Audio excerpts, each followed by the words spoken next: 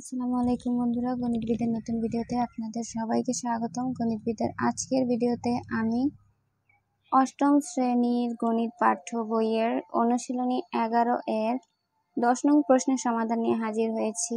আশা করছি আপনাদের অঙ্কটি বুঝতে কোনো অসুবিধা হবে না।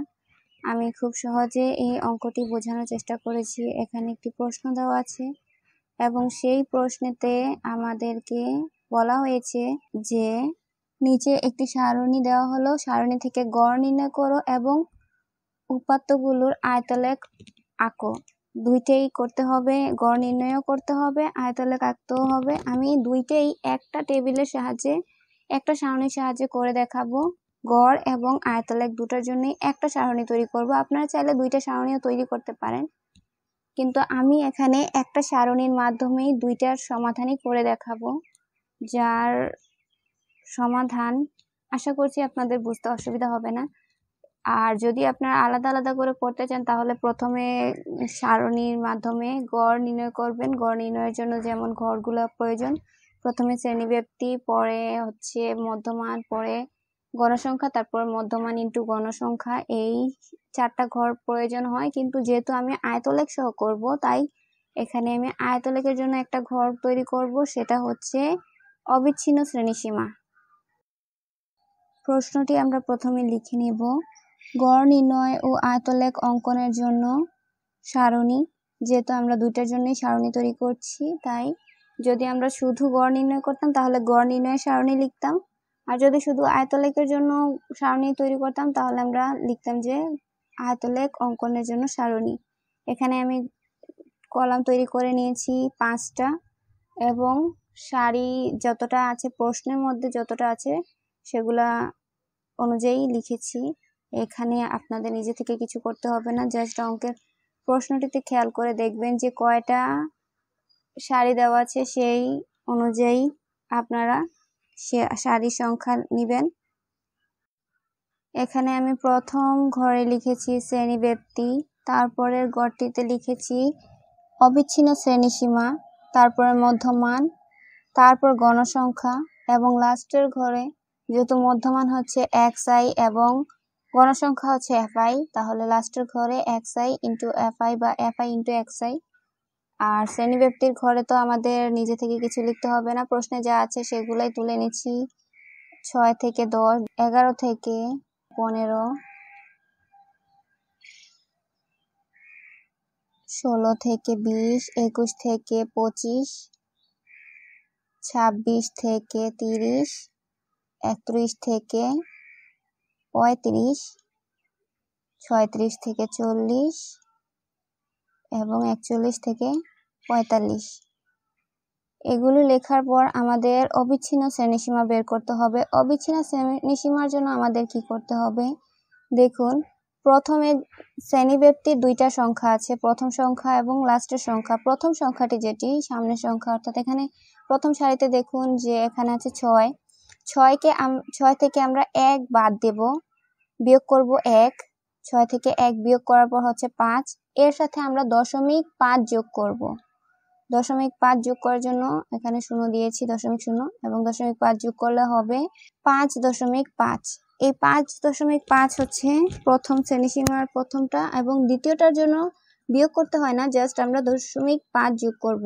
10-এর সাথে 0.5 যোগ করলে হবে 10.5।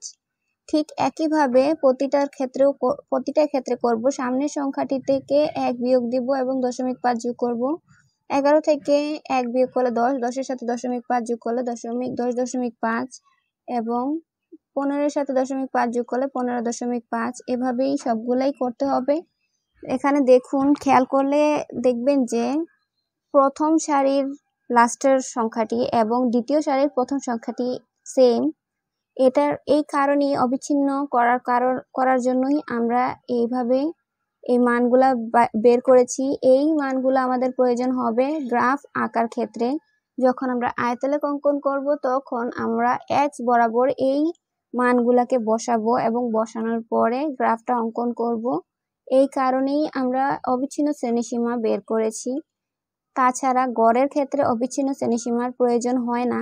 এবার আমরা মধ্যমান নির্ণয় করব। যদিও মধ্যমান নির্ণয়ের প্রসেস আমি আগেও আরো কয়েকবারই দেখিয়েছি আপনাদের, কিন্তু আবারও দেখাচ্ছি। আপনারা প্রথম সংখ্যাটি এবং দ্বিতীয় সংখ্যাটি যে শ্রেণীসীমার সংখ্যাগুলো আছে, যেমন 10 এবং 6 যোগ করবেন, যোগ করলে হবে 16, 16কে 2 দ্বারা ভাগ করলে হবে 8। এটাই হচ্ছে প্রথম সংখ্যাটি। তারপরে আমরা 5 5 যোগ করে নেব। যেহেতু আমাদের শ্রেণীব্যাপ্তি 5 দেওয়া আছে, তাই আমরা যদি মধ্যমানগুলোতে 5 করে যোগ করে নেই, বাড়িয়ে নেই, তাহলেই আমাদের মানটা বের হবে, আমাদের আর 2টা যোগ করে ভাগ করতে হবে না। তারপরেও আপনাদের শিওর হওয়ার জন্য যে কোনো একটা ভাগ করে দেখতে পারেন যে আনসারটা ঠিক আছে কিনা। এখানে আমি প্রতিটা সংখ্যার সাথে 5 করে যোগ করে মধ্যমানটা লিখে নিয়েছি। এবার গণসংখ্যা তো আমাদের প্রশ্নেই দেওয়া আছে, প্রশ্ন অনুযায়ী দেখে এগুলা তুলে নেব। প্রথমে 5, পরেরটাতে হচ্ছে 17, পরেরটাতে হচ্ছে 30, তারপরেটাতে 38, তারপরে 35, তারপরে হচ্ছে 10, তারপর 7, তারপর 3। এবার আমাদের কাজ কি, আমরা গুণ করব, এই মধ্যমানের সাথে গণসংখ্যা গুণ করব। প্রথমে হচ্ছে 8 এবং 5, 8 এবং 5 গুণ করলে হবে 40, আমরা 40 লিখব। তারপরে হচ্ছে 17 এবং 13, 17 এবং 13 গুণ করলে আমাদের মান বের হচ্ছে 221। তারপরে 30 এবং 18, এই দুটোকে গুণ করলে হবে 540, এটা লিখব। তারপরে হচ্ছে 38 এবং 23, এই দুটোকে গুণ করলে হয় 874, এই দুটোকে, তারপরে 28 এবং 35 গুণ করলে 980, এই দুটোকে গুণ করলে হবে 330, তারপরে হচ্ছে 266 এবং লাস্টেরটাকে গুণ করলে হবে 129। এবার আমাদের কাজ কি, আমরা এই সবগুলা সংখ্যাকে যোগ করব। এখানে গণসংখ্যার মানগুলোকে যোগ করলে আমাদের যোগফল বের হয়েছে 145। আমাদের যোগফল বের হয়েছে 145 এবং FI/XI এর ঘরটিকে যদি আমরা যোগ করি তাহলে আমাদের মান বের হয়েছে 3380 বা 3380। এবার গড় নির্ণয়ের জন্য আমরা গড়ের সূত্রটি লিখে নেব। গড় সমান সেমুশন FI/XI/N। তাহলে সেমুশন FI/XI এর মান হচ্ছে 3380। তাহলে এটাকে 145 দ্বারা ভাগ করলে হচ্ছে 23.31 বা 23.31। এটাই হচ্ছে গড়ের মান। এখানে আমাদের কিন্তু অঙ্কটি শেষ, আমাদের গড় নির্ণয় শেষ। কিন্তু আমরা তো গড় নির্ণয় করলে জাস্ট হবে না, আমাদেরকে গ্রাফও করতে হবে। গ্রাফ করার জন্য আমাদের গ্রাফ একটা নিতে হবে। গ্রাফটি আমরা নিলাম এবং গ্রাফের মধ্যে আমাদেরকে দুটি অক্ষ ড্র করতে হবে। একটি হচ্ছে এক্স অক্ষ এবং আরেকটি হচ্ছে ওয়াই অক্ষ। আমরা একটা সম্পূর্ণ গ্রাফ নিয়েছি, বড় গ্রাফ। এই গ্রাফটাকে আমরা আগেই টুকরো করছি না, আগে আমরা এঁকে নেব। যেহেতু এখানে গণসংখ্যার মান অনেক বেশি, তাই আমরা প্রথমে ড্র করব, তারপরে প্রয়োজন অনুযায়ী কাট করে নেব। এখানে ওয়াই অক্ষ ড্র করলাম এবং এক্স অক্ষ ড্র করলাম। ড্র করার পর আমাদেরকে এক্স অক্ষ বরাবর যেই অবিচ্ছিন্ন শ্রেণীসীমার মানগুলো আছে সেগুলো বসাতে হবে, আর ওয়াই অক্ষ বরাবর আমাদের গণসংখ্যার মানগুলো বসাতে হবে।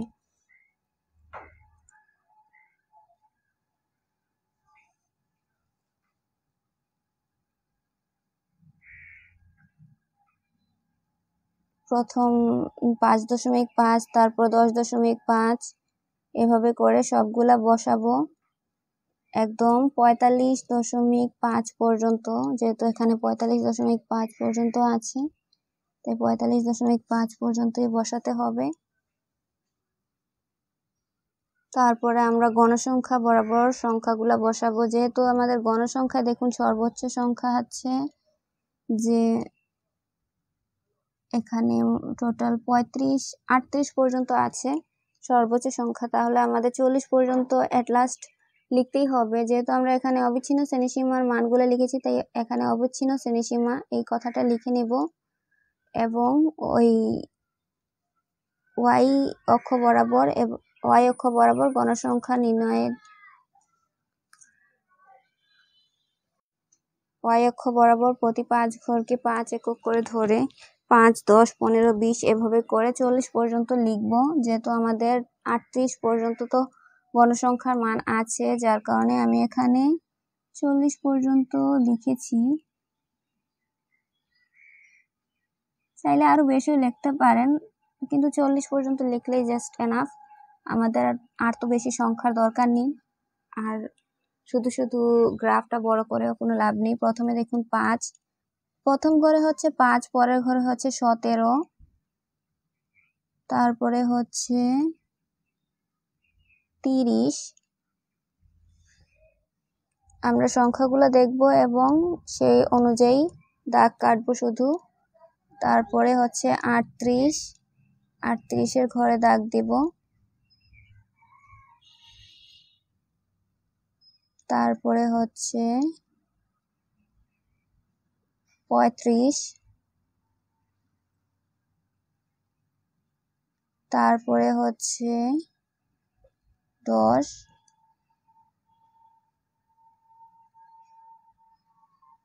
তারপরে হচ্ছে 7 এবং 3। এবার 7-এর ঘরে দাগ দেব এবং লাস্টে 3-এর ঘরে দাগ দেব।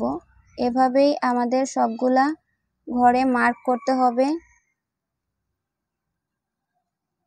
মার্ক করার পর আমাদেরকে স্কেলের সাহায্যে জাস্ট এগুলাকে জয়েন করতে হবে। নিচের যেই অক্ষটি আছে সেই অক্ষ বরাবর, x অক্ষ বরাবর। এখানেই আমাদের আয়তলেখ অঙ্কন কিন্তু শেষ। আশা করছি আপনাদের বুঝতে অসুবিধা হয়নি। জাস্ট আপনাদের শ্রেণীসীমা অনুযায়ী গণসংখ্যাগুলা বসাতে হবে। এখানে তেমন কোনো সমস্যা হবে না, কারণ আমরা প্রতি এক ঘরকে এক একক করে ধরেছি। প্রতিটা ঘর গুনবেন, গোনার পরে লিখবেন। যদি আমরা এক ঘরকে 2 একক করে ধরতাম বা 3 একক করে ধরতাম বা 2 ঘরকে 1 একক করে ধরতাম, তখন সেখানে বোঝার ব্যাপার থাকতো যে আমরা এখানে কিভাবে লিখছি। কিন্তু এখানে যেহেতু প্রতি ঘরকে 1 একক করে ধরেছি, x অক্ষ বরাবর প্রতি ঘরকে 1 একক এবং y অক্ষ বরাবর প্রতি ঘরকে 1 একক ধরেই করেছি, যার কারণে আমাদের এখানে আলাদা কিছুই বোঝার নেই। জাস্ট আমরা ঘরগুলা গুনে গুনে আমরা জাস্ট এটা ড্র করে ফেলেছি। সো একদমই সহজে আমি ড্র করার চেষ্টা করেছি। এখানে আমি ছক কাগজের যে লেখাটা আছে সেই লেখাটাও কিভাবে লিখতে হবে সেটাও আপনাদেরকে দেখিয়ে দিচ্ছি। আপনারা আমার দেখানো টেকনিকে লিখতে পারেন বা অথবা আপনারা চাইলে নিজেদের মতো করেও লিখতে পারেন। আপনাদের যেমন ইচ্ছেন তেমনভাবে লিখতে পারেন। x অক্ষ বরাবর প্রতি এক ঘরকে 1 একক ধরে বা প্রতি 5 ঘরকে 5 একক ধরে এভাবেও লিখতে পারেন। অবিচ্ছিন্ন শ্রেণীসীমা বসানো হয়েছে এবং y অক্ষ বরাবর প্রতি এক ঘরকে 1 একক বা প্রতি 5 ঘরকে 5 একক ধরে গণসংখ্যার মান বসানো হয়েছে। এভাবে লিখবেন। লিখার পরে লিখবেন যে এখানে মূল বিন্দু হচ্ছে 0। তারপরে আর বেশি কিছু লেখার প্রয়োজন নেই, আয়তলেখ অঙ্কন করা হলো, এভাবে লিখলেও হবে। তারপর আমি আপনাদেরকে দেখিয়ে দিলাম কিভাবে লিখতে হবে। আশা করছি আপনাদের কোনো অসুবিধা নেই। কিভাবে অঙ্কটা করবেন সেটা বুঝতে কোনো অসুবিধা নেই। এবং যদি এই অঙ্ক সম্পর্কিত কোনো প্রশ্ন থাকে তাহলে অবশ্যই কমেন্টের মাধ্যমে জানাবেন। আমি অবশ্যই উত্তর দেওয়ার চেষ্টা করব।